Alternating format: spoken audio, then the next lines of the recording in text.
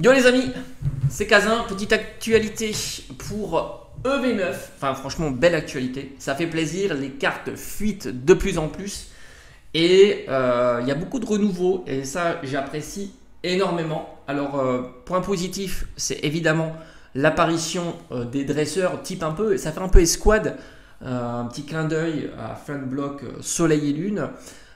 Et ce qui est bien, c'est qu'ils mettent évidemment à l'honneur les Pokémon et derrière, tu as une belle scénographie avec les dresseurs et je trouve que ça marche très très bien. Il y a la cerise sur le gâteau, c'est d'avoir dépoussiéré les full art. Alors là, franchement, ça donne un design de dingue. Ça twist énormément les full art et les gold aussi hein, par le même pattern. Alors je vais te montrer quelques cartes supplémentaires que je t'avais déjà proposées que je trouve très intéressantes. On retrouve évidemment le AR Articodin, magnifique, AR plus classique mais Pokémon très populaire. On a, je trouve extraordinaire, c'est Lily avec Rubombelle, magnifique carte AR. Franchement ça c'est du nouveau d'avoir ces dresseurs populaires mis dans des AR et je trouve que c'est quelque chose qu'ils doivent utiliser encore davantage. On a aussi Nabil avec Moumouton, Moumouflon, enfin je sais plus, enfin bref, en tous les cas la scéno est magnifique. En plus les dresseurs sont plutôt cool, hein, donc ça fait plaisir. Les illustrations de CD sont incroyables aussi. Force à parier que la série fonctionnera.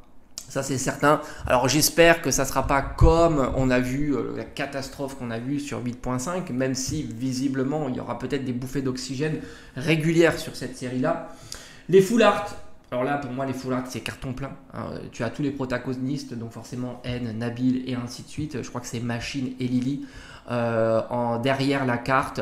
Ça c'est génial. C'est génial parce que c'est vrai qu'on avait tendance à avoir les full art comme des cartes un petit peu ternes, avoir le Pokémon isolé, sans rien derrière. Et là, bah, c'est magnifique. C'est vraiment magnifique. Je pense qu'il y aura, je pense que beaucoup trouveront ces cartes-là davantage intéressantes. Voilà.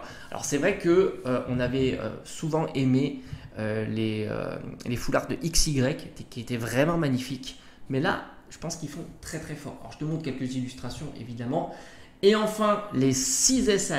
Alors, on a une SAR qu'on attend, c'est Volcanion. Alors, Volcanion, en général, il n'est pas si populaire que ça, mais j'attends une scéno de dingo. Je pense qu'il sera tout seul, Volcanion, un petit peu comme Dratak. Alors, Dratak est magnifique. C'est très très joli. On aurait aimé davantage de décors quand même, mais ça reste une très très belle carte. Et puis pour moi, la plus sympa, c'est Lily. Je trouve que cette carte est magnifique. Les autres, je te les avais déjà montrées. Et on a aussi N avec Zoroark qui est incroyable aussi. Et les Gold aussi sont intéressants. On a twisté aussi le pattern des Gold en mettant à l'honneur, alors c'est Machine et N. Ben c'est top, ça marche très très bien. Je trouve que l'année 2025, on est quand même gâté. Imagine-toi s'ils nous avaient mis dans 8.5 quelques AR, ça aurait été incroyable. Ça commence très très bien cette année. Ça commence très bien. Alors je sais que beaucoup sont un petit peu dérangés par les ruptures de stock. Bon, bah ça, c'est le revers de la médaille de la popularité et du marché français aussi, hein, parce qu'il ne faut pas non plus sous-estimer ça. Hein, c'est-à-dire qu'on est un peu une exception hein, dans le game. Je t'ai montré, hein, les marchés voisins sont quand même plus tempérés. Même s'il y a de la hype, c'est quand même plus tranquille. Nous, bah, c'est très explosif, mais ça a un petit peu toujours été comme ça depuis 2021. Bref, ça sent très bon pour EV9. Hâte de voir la suite, hâte de voir le set complet et ça sera top.